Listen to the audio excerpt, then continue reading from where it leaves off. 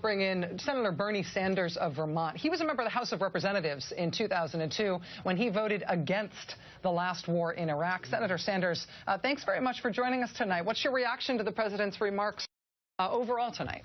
Well, Rachel, let me start off on a tangent that I think many others are not taking. There is no question that ISIS is a dangerous and brutal organization and that they have got to be stopped. But I'll tell you what I'm a little worried about. This country today, in terms of a collapsing middle class, more people living in poverty than ever before in the history of this country, growing income and wealth inequality, you know what? We have enormous domestic issues. We have crises right here that cannot be ignored, cannot be pushed aside.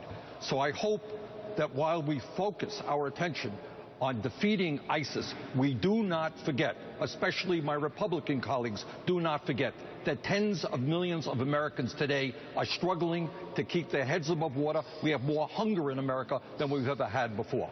So the goal, it seems to me, is to address the crisis in the Middle East, but not forget the crises facing the American people.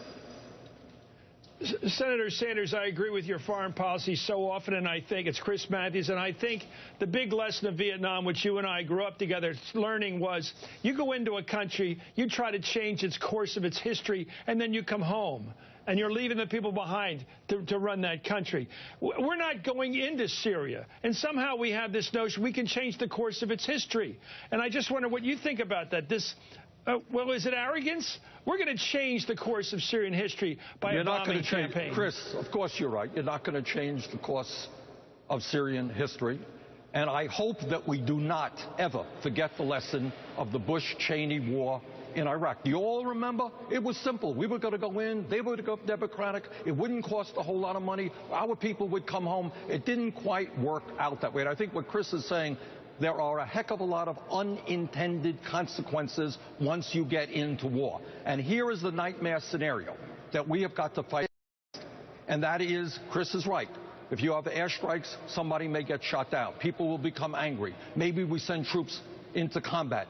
And then you have a perpetual war, decade after decade, in an incredible morass of the Mideast.